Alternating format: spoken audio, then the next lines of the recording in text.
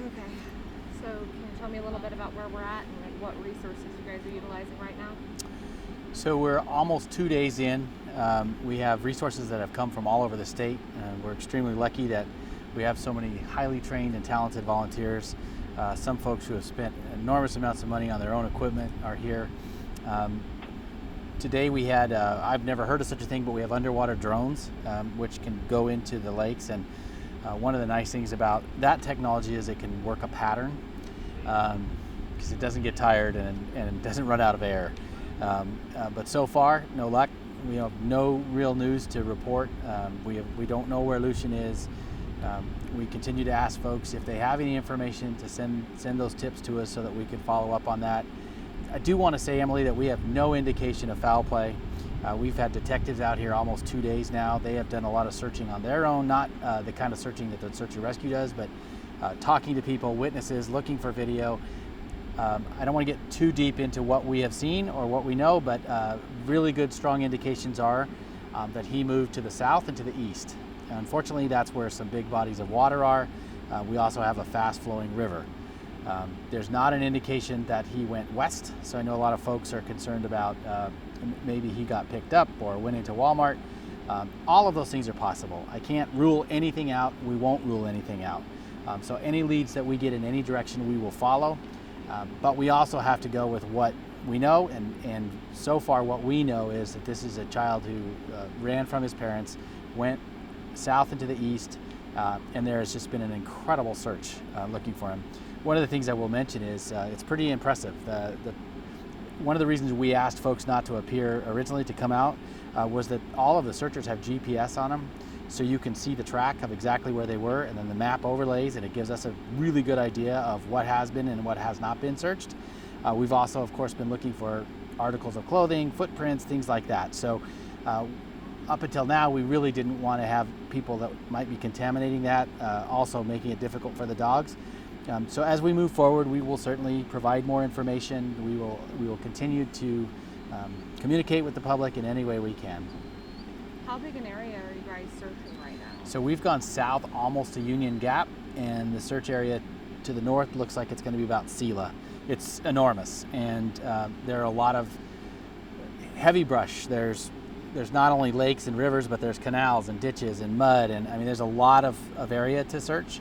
But I can tell you from looking at the grid, they've done it several times. They've now done the same area several times. Does that mean that we could have missed him? Of course. It's too big an area. There's too many places for a little 4-year-old to be to say for certain that we have or have not been able to find him. What I do know is, you can tell around me, these people are very determined and they work hard. They're highly trained, and they've been going at this since almost 2 days ago. Are you guys to the point yet of accepting people to come in and volunteer or not yet? We're not, but we will make that announcement when the time is good. What we would have to do is decide that at that point, this specialty training is not going to lend to finding him, and then it's going to be more, how many people can we get to look at every bush? So we will make that plea at some point, but not right now. How many personnel approximately? We'll get that number for you, but it's well over 100. It's a big effort. And do you know who brought the underwater drone? It was a volunteer. I think he's with Pierce County, but I don't know for a fact. Do you know how many different agencies? I don't, but we will work on getting all that information. We're trying to get a list of what assets we've used and who all came to help. Even the federal government and the military has come. I can't say people haven't tried to help, because they are helping. How is the weather impacting what you've been able to do? Yeah, today's been rainy, a little cooler. Luckily, it's not really cold. We're not in deep fall or winter yet, but it does make it more difficult. It certainly affects scent, things like that. It's harder on the equipment. Can't all go out in the rain. So, but when we have a free minute like this, we'll use it.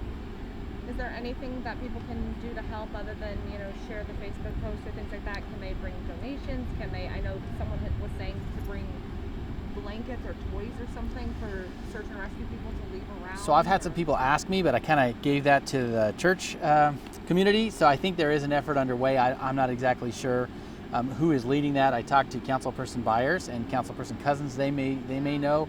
The folks at the vigil last night may have some information. I'm sure this family has some needs. It would be fantastic if the community stepped up. While talking about the family, I will say, Emily, these folks are going through a nightmare. You know, they're having a situation that no one would ever want to face. So I would just ask the community to be kind, including on social media. Don't push send if it's mean. There's no point, right? We don't need to be doing that right now. I think we should be known for a community that supports one another, and our goal and their goal is to find this child, right? Today is not the day to blame or to try to make people feel bad. What we're trying to do is come to a successful conclusion. I hope that's the kind of community we are. It's certainly the kind of police department we are. So I would ask folks to think about that. I know you had mentioned that the father was looking and the father called in to report the kid missing. I was wondering, I had talked to the dad a little bit yesterday, not on camera, but about kind of what happened, but I was wondering, is there anything else you can release about, you know, what he said as far as, you know... I'm going to be careful what I say, but I will tell you that we have evidence that validates much of what he said to us.